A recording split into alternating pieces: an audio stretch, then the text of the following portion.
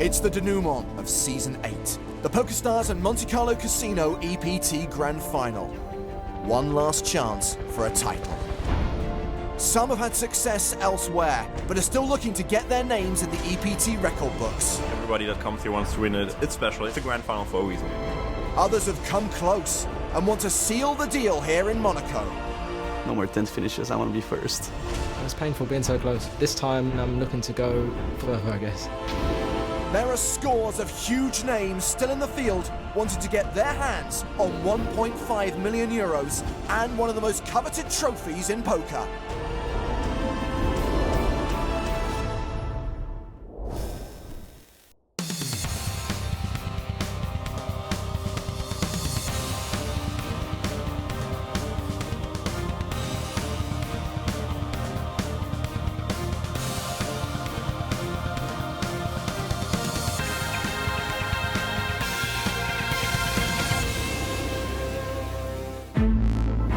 It's day 2 of the EPT Grand Final. 665 started, only a third of the field remains. We've seen big guns come and go. Big game, miss. Previous champs bite the dust. Who's the next one? And some of the game's greats challenge for one of the biggest titles on the poker circuit. 225 are still alive. Only 96 will get paid, but min cashing is not on the agenda. Every player wants the right to be called EPT Grand Final champion and the 1.5 million euros that comes with it. Last time, 2 poker heroines, Annette Oberstad and Liv Boeree, took center stage, with Boeree taking the conservative approach, while Oberstad maintained a healthy chip stack. And we went old school on our secondary TV table. Marcel Lusk and Umberto Brenes survived, while Freddie Deeb and Daniel Negreanu took early retirement. All right, guys. Another legend who had a tough time was Phil Ivey. He couldn't get anything going and is now on life support.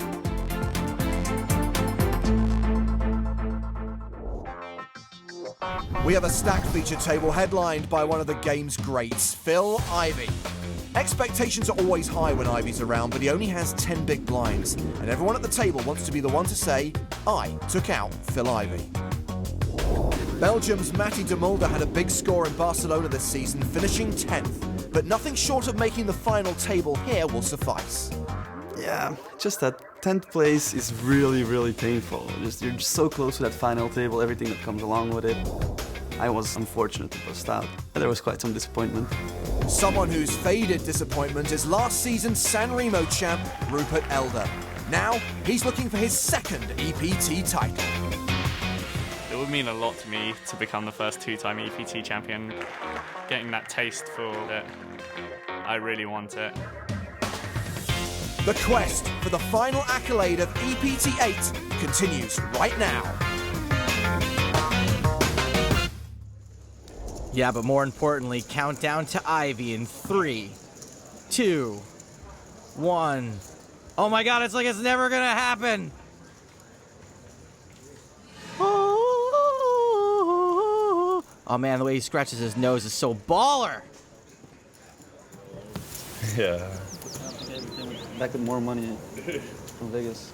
Phil Ivey doesn't give walks, he gets bored playing aces and folds. 2 mistakes in this tweet. First of all, Will Molson is actually Will Reynolds, and also, Ivey doesn't sit on anyone's right. To him, it's just slightly further left. Oh, there's a mistake in this one, too. I'm sure Matthias meant to write, he's at the IV table, not the TV table. Silly Belgians. Phil Ivey is the low man at the table. The big stacks belong to the Russians Demidov and Kolosov. William Reynolds has roughly his starting stack, not much more for Martin Zedenya. You know, I once saw Ivey tip a bouncer $1,000 for a club he wasn't even going to. Seriously, though, I don't want to say Monaco's expensive, but Phil Ivey actually asked how much a bottle costs. I'm kidding, that never happened. Blinds 800 and 1600 with a 200 ante. Action's been folded around to Martin Zedenya. 4-5 off. Ugh. He folds that. Maxim Kolosov has ace-queen in the hijack, and he raises to 3,600. Dude, we're closing in on Ivey. Matty de Mulder, queen 9. That goes in the muck. Come on, just turn that camera a little more. We can almost see Ivey. Button passes. Small blind. Or fold. There's your boy. Yeah, there it is. He is all in with King Jack. Pretty much the easiest call ever. Homework. Yeah, buddy, drag it out. Take your moment in the sun. Get yourself a story for the kids. Cool. He calls. I don't know how much Ivy would have had to shove to get Kolosov to fold, but probably at least twice that amount. Ivy does have two very live cards.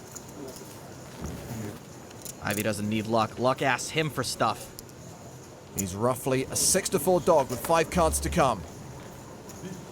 He will need to hit a king or a jack. Ivy's so surprised he missed that flop. He's trying to keep his frontal lobe from exploding. Really not too much on there for him to be thrilled about. Not even too many runner outs. The turn is the 6 of hearts. Hearts do him no good now. Oh, he's getting paged by the casino host already. 16% chance that Ivy survives. He doesn't. He's out of here. Thank you. Well, if you're wondering, that's the guy right there who gave you only 5 minutes of Phil Ivey on TV. Let me give you his home address. Hey, James, I'm gonna go down there and get a quick little exit interview with Ivy. Sorry, Joe. I've spoken to Ivy's people. You have to maintain a distance of 200 meters at all times. I thought that expired at the first of the year. Hey, well, we still got some big names around. Umberto Brenes is still here. Please don't tune out. And look, I'll throw in Marcel Lusk for free. I know it's not the same as I miss Phil. Both those guys are on our secondary feature table, as is Faraz Jaka. He's just arrived in the seat next to Marcel. Straight into the action. 3-betting Jonathan Benzadoun. Well, at least we got a baller in training still alive. Benzadoun makes the call in position. Now, for us, 3-bets with anything all the time. However, he's doing this from the small blind, which is technically where he's supposed to be playing the least hands from. So this will be a narrowish range, relatively speaking. The deuce 8-9 flop. And Faraz continues for 7,200. After Faraz's 3-bet gets called, this flop is going to connect with the guy who called a lot. Hands like middle-suited connectors. Super big hands are probably 4-betting Faraz pre-flop. Benzadoun does call. The 10 of hearts comes on the turn. Faraz moves all in. Well, Benzadoun's obviously got a piece. That card put a lot of possibilities out there. Faraz has had great bet sizing on this hand. He left himself just enough to shove for the pot here on the turn. Between those two factors, I don't think he's ever in here with air. Benzadoun calls. Faraz has aces. Benzadoun called pretty light. 3rd pair. Looks like a crazy call to us, but Benzadoun had a decent amount of outs against Faraz's hand, which was nearly the top of his range. Plus, Faraz didn't have that many chips. Benzadoun does not improve on the river. Faraz Jaka will double up. I was thinking about singing Humberto's song, but I couldn't remember it. Shh. He's listening to the secret book on tape. I don't hope he has aces. But in your case it was, I don't hope he has BB. You had to email me the lyrics so I could sing it next time. Umberto doesn't do email. He'll read it to you instead. If you sing the song, what are the... Just like I said, baller in training. We're heading out into the field because Liv Boeri is all in. She's been called by Andony Larrabee. Liv's ahead with Queen 10, dominating Larabee's Jack 10. She's got him right where she wants him. And she takes a commanding lead with that Queen on the flop. Larrabee almost drawing dead already, and he's dead, Jim. Liv Boeri will double up. Yes! Yes, Liv has doubled up. Eesh, that's not much to double up, too. Just a little over half average. Yeah, she's not the only woman in the field who's short on chips. She also appears to be short on clothing. Think your imagination's running away with you, Joseph. At least Annette knows how to stay clothed at the poker table. Fellow Norwegian Johnny Lodden's running good, though, up to 190k. Johnny only plays the nuts, and he gets them a lot. Might explain the stack. He's currently one of the top 10 stacks, along with Dominicus Kamazinas, who made the final of this tournament a couple of seasons ago. But the current tournament chip leader is Dr. David Sands. Very gentle bedside manner, that David Sands. The vacant seat at our feature table is about to be filled by Berlin finalist Pratush Badiga. Yeah, but more importantly than that, he won the National Spelling Bee in the United States when he was just a kid. If you're wondering why this is the feature table, Phil Ivey was just sitting in that chair before he was eliminated. You're a good substitute. Don't tell him that. The TV table's just for you, buddy. We might have to call you Young Ivy. Pocket aces for Sebastian Wegener. I'm sorry, what's so funny about Sebastian Wegener? Nothing. He raises to 3,400. All right, should I just get it out of my system now? Yes. Who wears a blue shirt on a blue set? It's been folded around to Matthias de Mulder. Pocket deuces. De Mulder to set mining with a call here would be totes standard.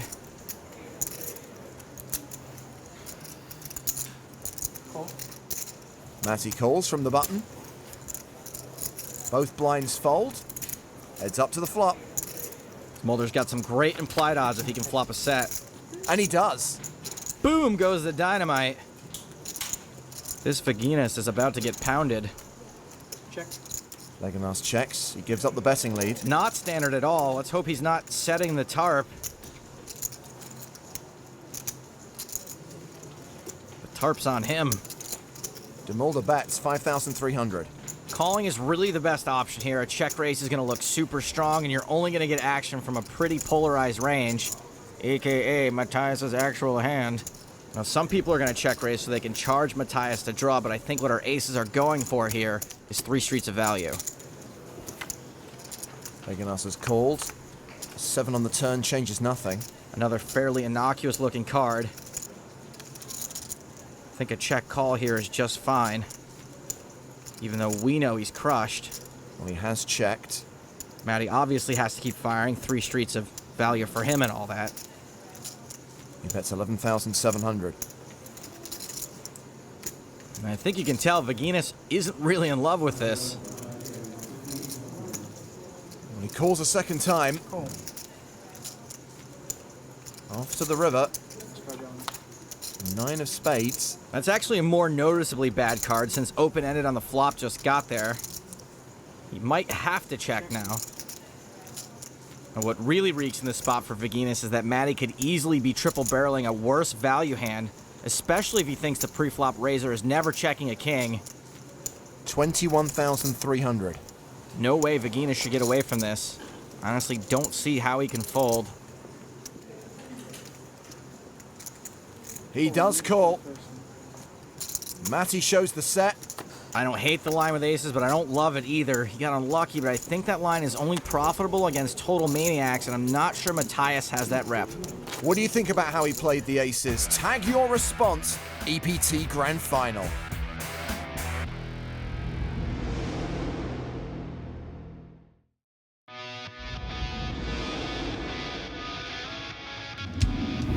Welcome back to the PokerStars and Monte Carlo Casino EPT Grand Final, where the knockouts are happening thick and fast. Earlier, the legendary Phil Ivey hit the rail, and his exit was followed swiftly by another player from our feature table. During the break, we lost 2010 PCA High Roller champ William Reynolds. Come on. His 2-pair losing to a diamond flush. I don't want to see this flop. Stop the sweating. Oh dear. Close. All right, fellas, good game. Always sad to see Bill Jam go. He's good for the game, like showing a bluff or slow rolling a loudmouth. He also unfortunately got mistakenly lambasted on Twitter from someone who thought he was me. Sorry, Willie. Because of you, you made me count. Pocket 9s for De Mulder. 36. He raises from under the gun to 3,600. Raise. 6. Pratish Badiga has 8-10 suited. 10-8 is significantly weaker than a hand like 10-9 and flops worse, so if you're gonna play this hand, better to 3-bet with it. Still, I usually wouldn't mess around too much with under-the-gun raises. 87. It is a 3-bet to 8,700. Ace-Jack, but facing a raise and a re-raise, Wegener folds. Andrei Demidov has pocket 7s in the small blind, and he folds. Yeah, probably don't want to get involved with all this craziness still to happen behind you. And Kolosov gives up the big. How much did you start in? 75. Guess lost the blind, so 70. How is DeMulder going to respond to this 3-bet? Here comes a 4-bet. Actually love a 4-bet in this spot. 9s don't flop all that well, and you can maybe get your opponent to fold hands just like this one that have a lot of equity against you. That's if Pertush folds. DeMulder's made it a total of 16,300. Now, 4-bets generally do mean business. This wouldn't be the first time we've seen Pertush click it back on the EPT. He gives it up. I'd say Pertush looks suspicious, but he kind of always looks like that. Really nice play by Matthias. Gets his stack up to over 164,000.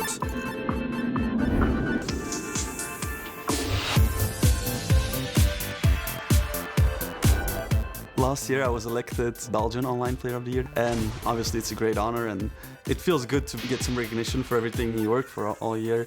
And yeah, I beat my brother to it, so he was also elected. He made it to the top 10, but he didn't come anywhere close. 100% my brother, always. Christophe, ik zou nog even een interview aan het doen. Me and my brother were twins, and at the age of 10, we were chosen by a production company to be part of a television show. Every week, we would go to a famous Belgian. Sometimes it would be internationally famous, and they would be our babysitter of the week.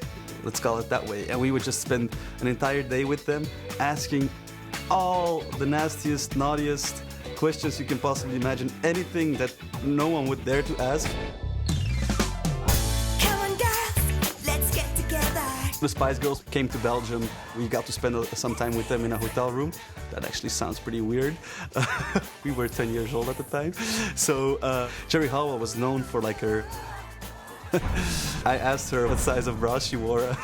They laughed, and it was really funny, real cool. And then we got to take obviously a lot of pictures with them, and we still have some of the picture frames at home. So it's a good memory. I want to hear about the episode they had with Jean-Claude Van Damme where they asked him what box office poison means. Until you brought up Van Damme, I was thinking that famous Belgian was an oxymoron. Humberto Brenes has put in a 3-bet here at our secondary feature table. Action on Faraz Jaka. He gives it up. Back on the original razor, Timofey Kuznetsov. Look, I hate to generalize, not really, but when a guy over 63 bets you super small, it's almost always a huge pair. So if I win, I take? Yeah. You won. Wow, the international language of poker. Not.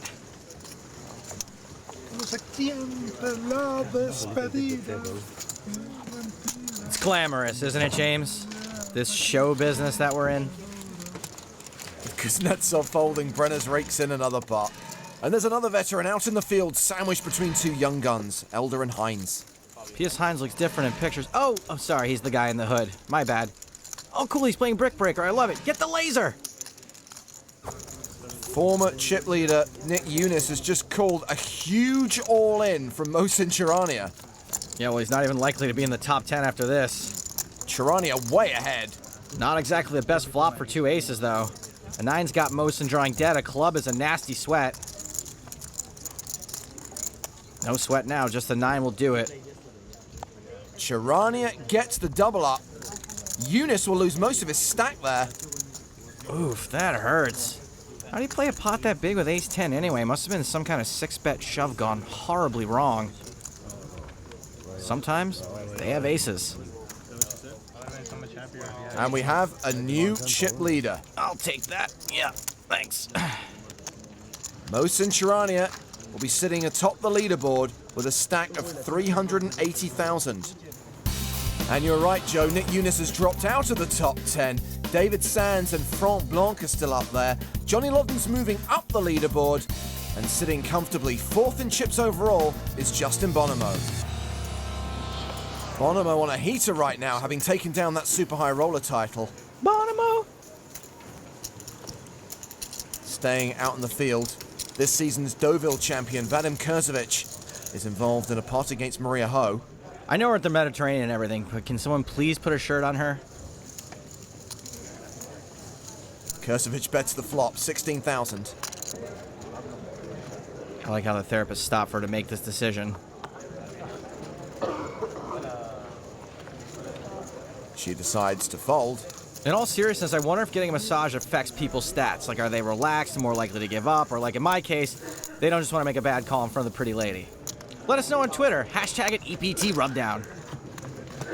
We have an all-in. Fabrice Soulier with queens, called by Max Martinez with aces. My boy Max Martinez. And there's a queen on the flop. Oh boy, that reeks. You really want a guy getting in with queens when you have aces, and then when he spikes the queen, you're mad at him for not realizing you had him and folding. Max was 10th on the leaderboard, but he's just lost half his stack to Fabrice. Brutal. Soulier made the final table of EPT Campioni last month. Max Martinez is new to the EPT this season. His first event was Barcelona, where he finished in 12th place. Not bad for a kid who got a start on the big game. Back to our feature table. Lines still 8 and 16. Action folded to Martin Zdenia. He's got queens. What is going on here? Everyone's got queens. What's he going to be up against, aces? He raises to 3,400. And Matthew DeMolder on the button does have aces. Okay. How much you start in? This place is handing out coolers like a casino slots promotion. I don't see how that's not getting in.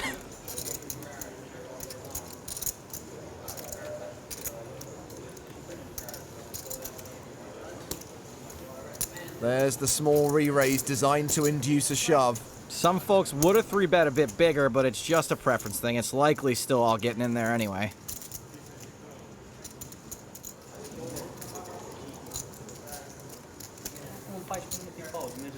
You know what's coming. There it is. Insta-call. On their backs. You're a 4-1 dog. No offense to Martins, but I really hope the aces hold up this time. You're supposed to win with aces. So far, so good. Martin Zdenia needing to find a queen on the turn or river. 2 outs in the deck. Hey, well, maybe if he runs back to London, he can find a queen there. Yeah, like that joke's never been done before. I'm firing my joke writer. 5 on the river sees Martins exit the EPT Grand Final. Good luck, guys. Sick cooler for him as well. 20 VVs, queen aces. Game can be so cruel. Not as cruel as broadcasting your bust out to the whole tournament area. With Adenia's exit, it's time for a change. More major headliners are ready to take center stage. And fighting for the spotlight, 3-time bracelet winner Barry Greenstein, reigning world champion P.S. Hines, and EPT7 San Remo champ Rupert Elder, hoping for a repeat performance here in Monaco. Chips will be flying on the other side of this break. Fire it up!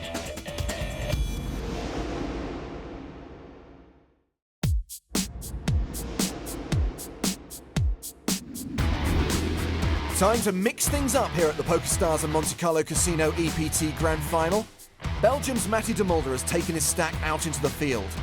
And we have a new group of players getting comfortable under the bright lights of our high-tech TV table. The 2011 World Series main event winner P.S. Hines headlines, along with the Robin Hood of Poker Barry Greenstein. Seated next to him is England's Rupert Elder, the EPT7 San Remo champion. Greenstein has the chips and the experience, but Hines and Elder won't be bossed about. P.S. looks like a Jedi in that hood. Just remember, ancient religions and hokey customs are no match for a good blaster at your side, kid. Speaking of ancient, I'm pretty sure Barry Greenstein's at this table, too. As Pierce tweeted, blinds are 1 and 2 with a 300 ante. Action's on Pierce Hines. It's been folded to him in the cutoff. He's got Jack-8 of clubs. Put his name into a random Jedi name generator, but I didn't like what came out. He raises it to 4,300. Obi-Wan Greenstein folds out of the small. Rupert's either going to call or 3-bet here. You can call, or you can 3-bet for value and get called by a lot of hands your hand plays well against. He does re-raise, making it a total of 10,600. And Pierce quickly folds. It's amazing how many of these kids can be so unassuming off the felt and just be stone-cold killers at the table. Scary, actually. Rupert, one of several players aiming for a second EPT title here in Monaco. The other former champs still in the field include 2 out of the 3 women to have won an EPT, Liv Boeree and Sandra Noyox. There are 3 winners from this season still alive. Barcelona champion Martin Schleich, the man who took down Prague just before Christmas, Martin Finger, and Deauville champion Vadim Kurzovic. And we've also got a player who won this very tournament 2 seasons ago, Nicolas Schwiti. Well, a double dip in grand finals would be pretty cool. To our secondary feature table, Umberto Brenes has raised to 4,500. Jonathan Benzadoun has made the call. They're going heads up to a flop, which is 6-5-3 with 2 hearts. Super draw heavy board, almost kind of a chewy texture to it. Brenes bets 7,000.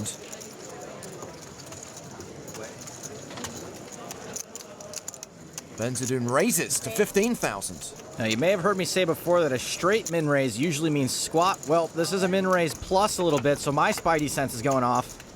Brenes moves all in. Benzadoun checks his hand and then calls. Looks like we're going to find out if I'm right. Benzadoun has the nuts straight. Just the nuts. Umberto's drawing about as live as his shark routine. Chances are those jacks will be drawing dead on the turn. Yep. Smile, you son of a boop. The Costa Rican pro, KO'd from the EPT Grand Final by the Frenchman, Jonathan Benzadoun. Don't you mean Chief Brody over here? He's the one that took out the shark. He looks a little like Roy Scheider. Okay, good luck. Adios, Umberto! We're heading back to our TV table. Rupert Elder and Oleg Larachev will be in the blinds. Action has been folded around to Piers Hines. Jack 7 off. He'll fold that. Barry Greenstein on the button. That's Queen 10. Very obvious raise. Makes it 4,500. Rupert Elder has aces. Now you can certainly 3-bet this as usual, or you can call because you know Barry's going to fire the flop. You can probably get a check raise in. He does just call. Barry's probably one of the only players I would say is betting the flop 100%. Where is Oleg's chair? He lost it in the last pot. He folds the big blind. We're going heads up to the flop. And it's a queen high flop. All right, well, Barry's betting the flop 1,000% of the time when he hits top pair. Rupert checks. Barry bets. Let's see if Rupert does in fact check raise. He check raises big. It's enough to put Barry all in. Barry is all in. Okay. Barry makes a quick call, and while that might look crazy, it's tough for Barry to fold in that spot, especially with a stack. Rupert's pretty likely to do this with a little wider than this particular hand, and Barry would have a hard time folding top pair when he knows everyone else knows he c-bets 100% of the time. With 1 card to come, Barry Greenstein will need a king, queen, 10, or 8. He picked up additional outs on the turn. More than double them with that card. The river is a deuce. No bigger brick than an offsuit deuce. Barry Greenstein eliminated from the EPT Grand Final by Rupert Elder. Rupert was lucky to pick up aces, but he played them perfectly to get max value out of the bear. This shot so needs that sad walking away music from the Incredible Hulk. Ah, the lonely man. I retract my request. Rupert Elder now has more than 220,000.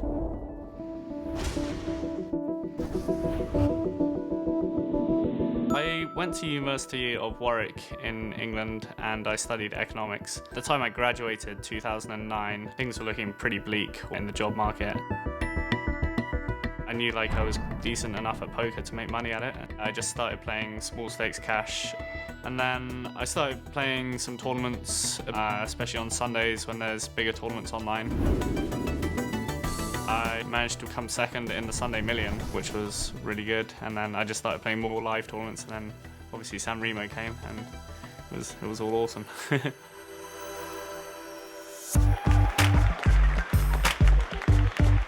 It really didn't sink in that I'd won the tournament until about a month later or something. In the moment, it was just incredible. It was amazing, and then the money hit my bank account. I was like, wow, that's a big sum of money to win just from playing a card game.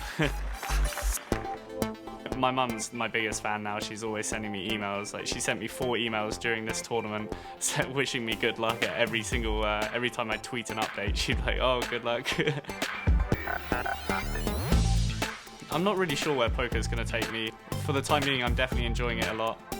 I can't really tell what I'll do. Maybe I'll just end up running a sandwich shop or something, which is, I like sandwiches, so maybe that'll be quite good, quite nice.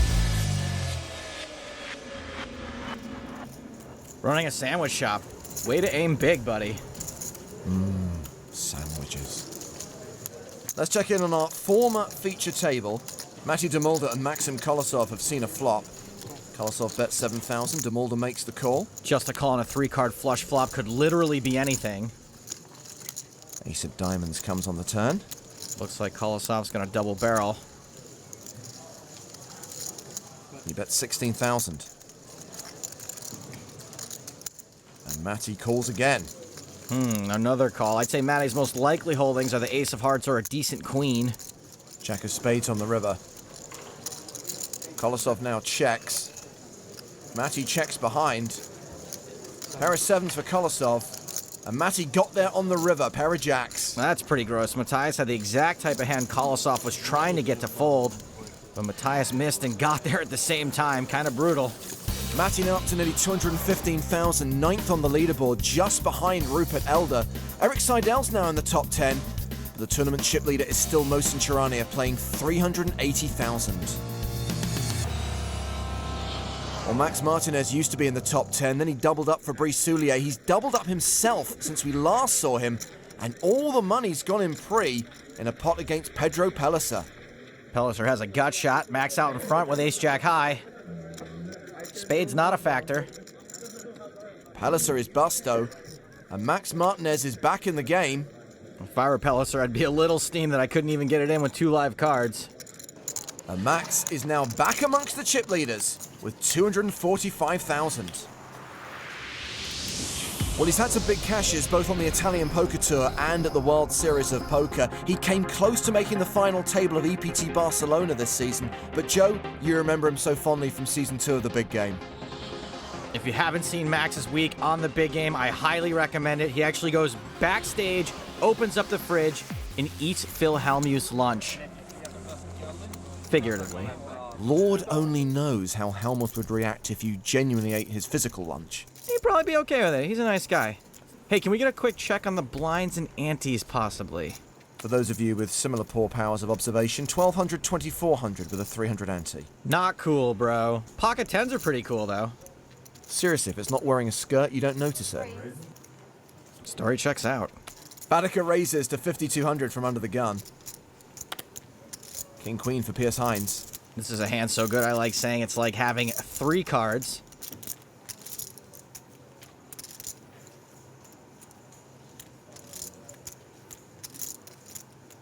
Looks like a re-raise is coming. Pierce Hines will 3-bet to 12,400. I love the 3-bet when everyone's decently stacked. There go one of Pierce's outs. You could even call some 4-bets with King Queen suited if you wanted, since it flops so well. Obviously, if he just gets called, he's usually in pretty good shape. Rupert Elder in the cutoff. Will fold. Oleg Larachev has his chair back, but doesn't have a hand he wants to play. He rebought his chair, huh? The blinds both pass, so we're back on Baedeker.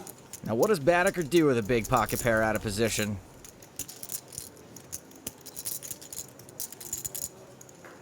Gotta love the fact his frames match his shirt. Coordinated outfit for coordinated boards, I guess.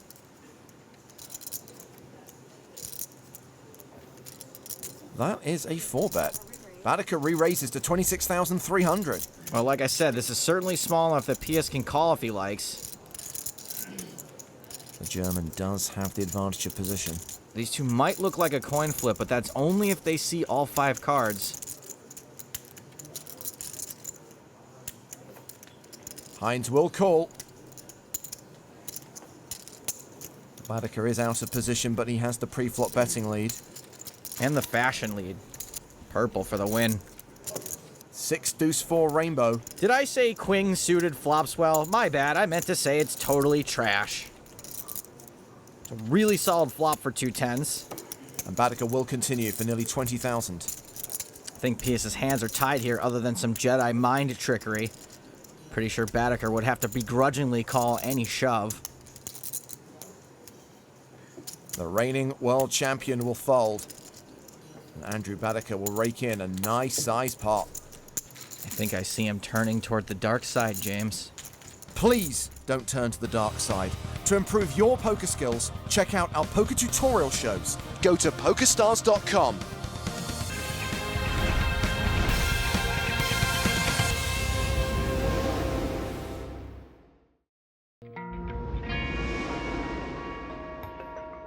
Welcome back to the PokerStars and Monte Carlo Casino European Poker Tour Grand Final. The Principality of Monaco is a very exclusive address. Equally as exclusive, the shortlist for the EPT Player of the Year award. Former chip leader Nick Eunice is on that list, but the accolade will evade him as he was just eliminated by Ben Vinson. Andre Winklerek is another recent casualty, but in spite of this, he currently tops the POY rankings, having crushed the side events all season. Even from the rail, he's still the man to beat. The Player of the Year is a point system based on how you do in both the main events and side events at all the EPT stops in a single season. Winning Player of the Year goes to show that you're continuously getting results and playing well. It's not easy having lots of success in EPTs because the best players in the world come out and play them, so it's always tough competition and it's just a tough thing to do. You're up there with the best of the players, so there's that fact of it that gives it that special touch. It's a big title. It's like the biggest poker series in the entire world. So it's something very prestigious. If you're able to accomplish it, I think it's very impressive. So, these were the standings coming into the grand final. After Berlin, Bryn Kenny made a miraculous jump from 16th to 3rd, but he's failed to collect any points here in Monaco so far. Martin Finger is the only one still in contention in the main event, but he needs to secure a 3rd place finish or better to take the lead. Sounds like a tall order for Marty, but the good news is this year he's nominated in more categories than Meryl Streep. Matty de Mulder playing a flop against Anatoly Gerteboy. This board is more draw heavy than all the Disney classics. De Mulder checks the flop. Action on Anatoly refuses to give us an interview. Gerteboy. He's a shy boy. That's actually his real middle name. It means something totally different in Russian. He bets 5,100. Really easy to have a piece of this board. Matty makes the call. There are literally so many draws on this board, it's hard to put either of these guys on a hand. Ace of diamonds on the turn. That ace didn't make any of the draws, but it certainly added a few more. Well, Matty checks a second time. Gerteboy checks behind. The 10 of diamonds on the river. Check tells me Gerteboy probably doesn't have an ace beat. Matty now bets the river, 6,200. Quick call from Gerteboy. Matty shows 9-10 for trips. And something tells me Mr. Gerteboy got rivered. Matty made a super small bet. The card was almost a brick. It really wouldn't have helped many hands except for a 10. Matty closing in on the 200,000 mark. Over to Max Martinez. He's called the all-in of Ivan Kudryavtsev. God bless you. And Kudryavtsev is eliminated. Just like on the big game, Max cannot stay out of pots. Really building a stack now. After getting bad beat by Fabrice Soulier for a ton of chips, Max is healthier than ever. That's a lot of chips. That'll give him the tournament chip lead, nearly 450,000. Back at the TV table, we're going to sweat with Rupert Elder. We'll play the hand from his perspective. We'll only see his cards, which are King 10 off. I assume we're coming in for a raise. Makes it 5,200. Now, who wants to play with us? Hopefully no one. Fellow Englishman Laurie Inman looks interested. Well, we're going to have at least one caller. He calls from the hijack. Andrew Baedeker on the button is also sniffing around. He will call as well. Badaker calling on the button doesn't scare me too much. Players are going to call fairly wide from the button, though I don't love having two callers. So we're going to the flop multi-way. Deuce, 3, Jack. Awfully dry board. Someone's going to need a hand to give us any resistance here. Which, obviously, we should be continuing. Rupert does continue, 9,500. And I think we're going to have to commit to double barreling here because tons of pairs like 5s through 10s will peel the flop, then fold to a turn bet probably. Well, we got one fold. Laurie Inman has given up his hand, but Andrew Badaker is sticking around. He makes the call in position. 9 of spades on the turn. We just picked up a gut shot. Should be even easier to fire a second barrel now that we've gained some equity. Hopefully it just goes bet fold.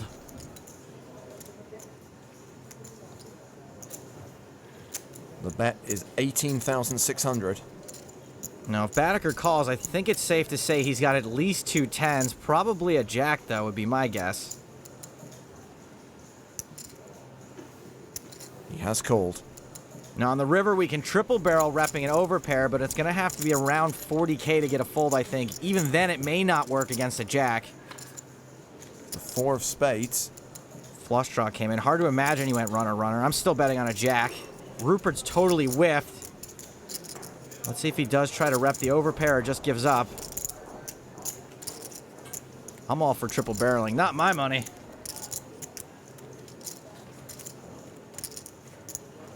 Looks like Rupert isn't giving up. He's reaching for chips. And he's betting 54,000. That should be enough to get Badaker to fold a jack. In case you didn't know, we want to fold bad.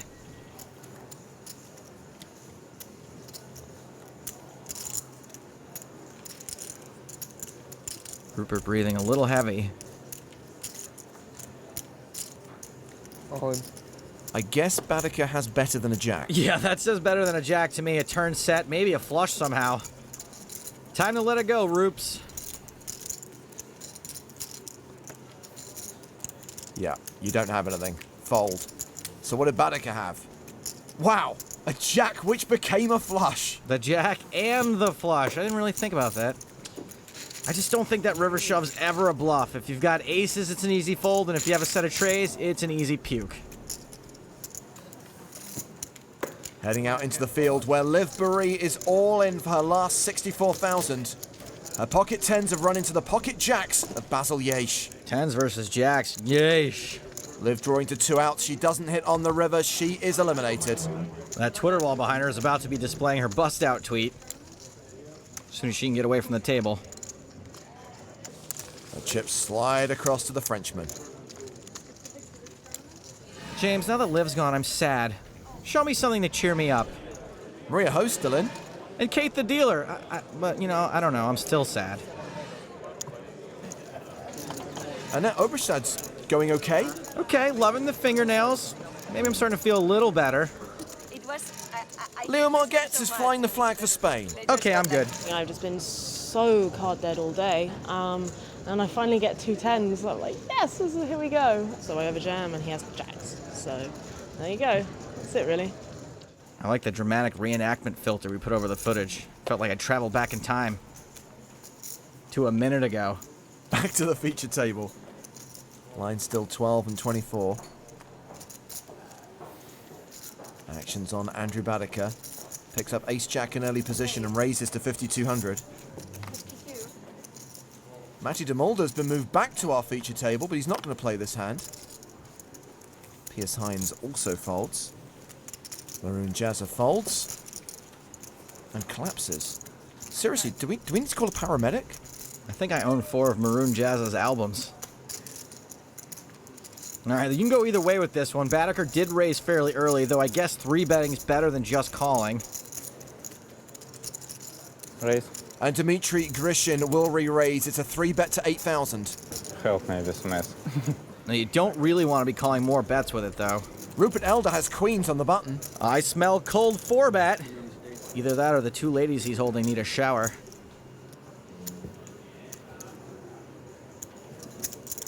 He will re-raise. It's now 17,600. Everything pretty standard in this hand so far.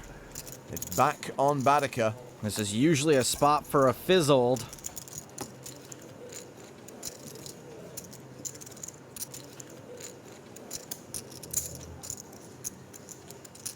Baedeker just won that huge pot off Rupert. He could think Rupert's just steaming.